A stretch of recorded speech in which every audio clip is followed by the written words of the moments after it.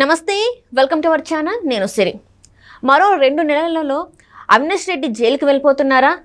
So దీనికి సంబంధించి మనకి ఇంకా క్లుప్తంగా వివరించడానికి మనతో పాటు ఉన్నారు ప్రముఖ సీనియర్ పొలిటికల్ అనలిస్ట్ అంకమరావు గారు. నమస్కారం సార్. నమస్తే సిరి గారు. సార్, అంటే ఏంటంటే మనకి కొన్ని వార్తలు లీకులు లాంటివి అయితే వస్తున్నాయి. ఏంటంటే టీడీపీ కీలక నేత ఒకరైతే ఇంకొక 2 నెలల్లో అవినాష్ రెడ్డి గారు జైలుకి వెళ్తారని చెప్పేసి వార్తలు, అంటే తను ఒక లీక్ అయితే చేశారు. ఇందులో ఎంతవరకు వాస్తవం ఉందంటారు? అంటే 2 నెలలు ఎందుకంటే సమయం ఇప్పుడు, అంటే ఆ 2 నెలలు మంచి ముహూర్తం ఏమైనా ఉందా ఏంటి? అంటే ఇప్పటివరకు అయితే ఎలాంటిది అయితే జరగలేదండి. ఇంకా బెయిల్ మీదనే ఉన్నారు. ఒకటమ్మా, అవినాష్ రెడ్డి గారు ముఖ్యమంత్రి కాదు, అవును, కేంద్ర మంత్రి కాదు, అవును సార్, రాష్ట్ర మంత్రి కాదు. మరి ఆయన్ని అదుపులో తీసుకోవడానికి సిబిఐ వాళ్ళు వాళ్ళ చరిత్రలో, భారతదేశ చరిత్రలో తొలిసారిగా ఒక వ్యక్తిని అదుపులో తీసుకోవడానికి వచ్చి వెనుదిరిగి వెళ్ళిన సంఘటన ఇంతవరకు ఎక్కడా లేదు. మరి అవినాష్ రెడ్డి గారి వల్ల వాళ్ళకి సాధ్యపడింది. ఆ ఒక్క విషయం రాసుకోవడానికి సిబిఐ చరిత్రలో ఇది కూడా ఒకట్లా రాసుకునే అవకాశం కలగజేశారు. మరి అంత బలవంతుడైనటువంటి అవినాష్ రెడ్డి గారిని రేపు పొద్దున ఎట్లా అదుపులో తీసుకుంటారు చెప్పండి? అంటే ఇప్పుడు ఈ అరెస్ట్ని ఆపడానికి, జైలుకి వెళ్ళడాన్ని ఆపడానికి మళ్ళీ తను అవినాష్ రెడ్డి గారు బీజేపీలో కూడా జాయిన్ అవుతున్నారు. వాళ్ళ పంచన ఉంటే, అంటే వీళ్ళు చెప్పినట్టు వాషింగ్ పౌడర్ నిర్మా సూత్రం ఫలిస్తుంది అని చెప్పేసి అంటున్నారు. ఇందులో వాస్తవం ఉందంటారా? అంటే ఇప్పుడు వీళ్ళందరూ కూడా చెప్పుకోవడానికి దోపిడీదారులు, దొంగలు, అవినీతి పరులు, లేకపోతే బ్యాంకుల్ని కుంభకోణంలో ఉండేవాళ్ళు, వీళ్ళందరికీ ఆశ్రమం భారతీయ జనతా పార్టీ అనే విధంగా మాట్లాడుతున్నారు. అలా మాట్లాడటం కూడా న్యాయం కాదు. పాపం వాళ్ళని అలా, అంటే కొంతమంది వాళ్ళ దగ్గరికి వెళ్ళిన తర్వాత గతంలో ఉన్న అభియోగాలు, పురోగతి లేదు కాబట్టి జనం కూడా భావిస్తున్నమాట వాస్తవమే. కానీ ఈ విషయంలో భారతీయ జనతా పార్టీ కూడా తిరిగి పునరాలోచన చేసుకోవాలి. అంటే ఇప్పుడు వైసీపీ నుంచి తను బయటికి వచ్చేసి బీజేపీలో జాయిన్ అవుతారన్న వార్తలు అయితే వస్తున్నాయి సార్. సో అందులో వాస్తవం లేదంటారు? మరి ఉండదమ్మా, నాకు తెలిసినంత వరకు అతను ఆ పని చేస్తాడని నేను అనుకోవట్లేదు.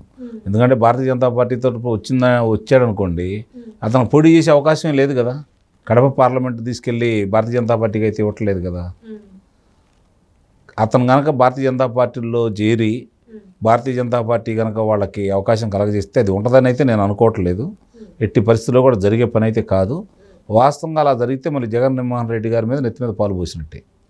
మళ్ళీ అంటే మామూలుగానే ఇప్పుడు మన వైసీపీ ఉన్న బీజేపీ ఒకటే అని చెప్పేసి ఆంధ్ర రాష్ట్రంలో ఒకటే నమ్ముతారు, నమ్మే అవకాశాలు ఉంటాయి కదా సార్. ఇప్పుడు బీజేపీలోకి వెళ్ళేది అనే దాంట్లో ఎలాంటి వాస్తవం లేదంట, ఉండదనే నేను భావిస్తున్నాను. మరి ఈ 2 నెలల సమయం ఎందుకంటారు సార్? మరి అరెస్ట్ చేయడానికి అతనే ప్రధాన నిందితుడని చెప్తున్నా కూడా ఎందుకు అరెస్ట్ ఇంత జాప్యం అవుతుంది? ఎందుకు దీని మీద జగన్మోహన్ రెడ్డి గారు ఇంకా స్పందించారు? అంటే నేను అనుకోవడం ఏంటంటే 2 నెలలు అంటే ఎన్నికలు అయిపోయిన దాకా అతన్ని అదుపులో తీసుకోరని, ఎన్నికలు అయిపోయిన తర్వాత ప్రభుత్వం మార్పిడి జరగబోతుంది కాబట్టి అప్పుడు అదుపులో తీసుకుంటారని వీళ్ళ భావన అయ్యి ఉండొచ్చు.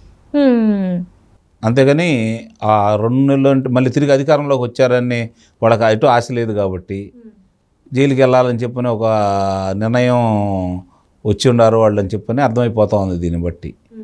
కాబట్టి ఆ రోజు అధికార మార్పిడి జరిగిన తర్వాత ఇప్పుడు దాకంటే అధికారాన్ని అడ్డం పెట్టుకొని వాళ్ళు పెత్తనం చెలాయించారు, వాళ్ళకు అనుకూలంగా మలుచుకుంటూ ఉన్నారు. సిబిఐ మాట వీళ్ళేం లేదు, వీళ్ళ మాట సిబిఐ ఎందని చెప్పని ప్రజలందరూ భావించే స్థితికి తీసుకొచ్చారు సిబిఐని.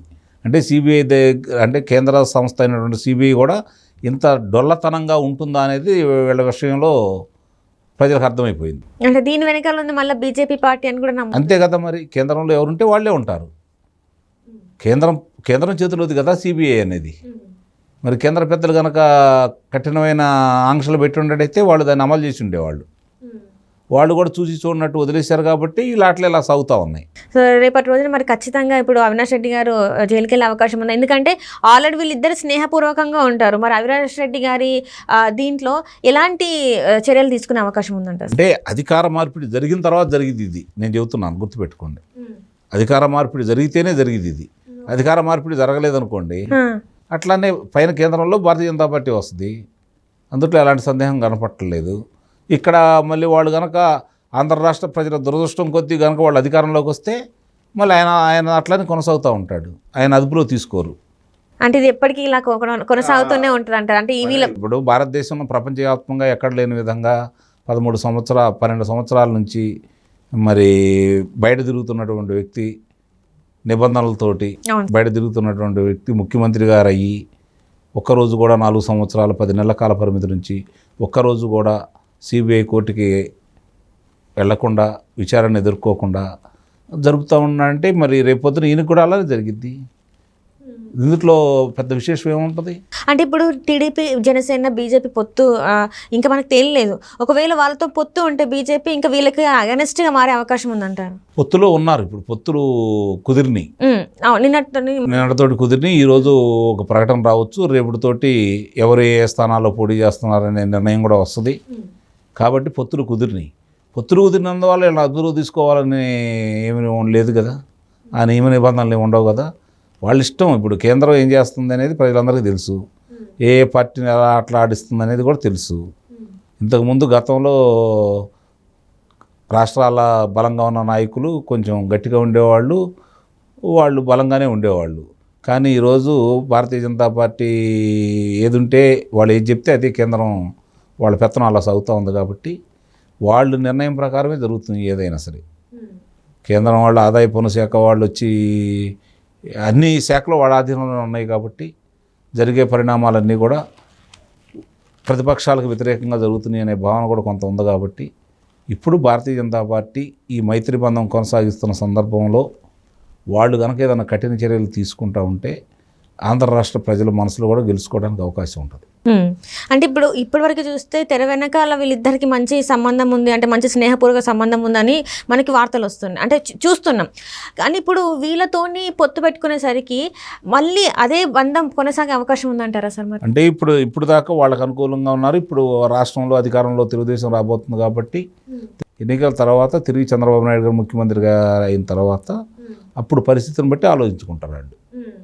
అప్పటిదాకా ఇంకా ఈ అరెస్ట్ అనేది మాత్రం, జైలుకి వెళ్ళే విషయం మాత్రం ఎక్కడికి కూడా ఒక అడుగు ముందుకు అయితే వేయదంటారు. అంగుళం కూడా కదలదు. ఒకవేళ చంద్రబాబు నాయుడు గారికి ఈసారి ప్రభుత్వం రాకపోతే మళ్ళీ ఇదే కొనసాగింపుగా ఉంటుంది అంటారు. నిస్సందేహంగా అసలు ఆ ప్రశ్నే వద్దులేండి. అధికారం మార్పిడి జరగబోతుంది, చూడాలి తర్వాత ఏం జరిగింది.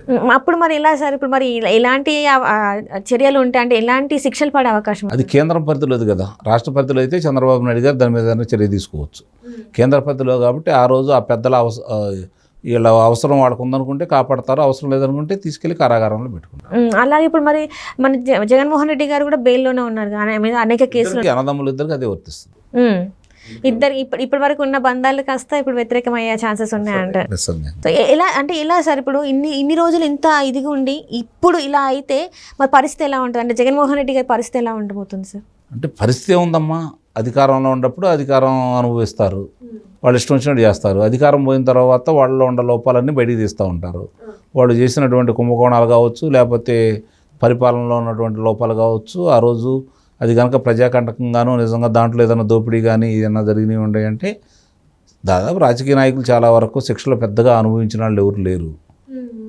వాళ్ళు కాకపోతే నడుస్తూ ఉంటాయి. అదే చెప్పాను కదా, 11 సంవత్సరాల నుంచి నడుస్తూ ఉంది ఇది. రేపు పొద్దున ఇంకో 11 సంవత్సరాలు నడిచిన ఆశ్చర్యపడని పని అయితే లేదు కదా. Right sir, right. Thank you so much sir.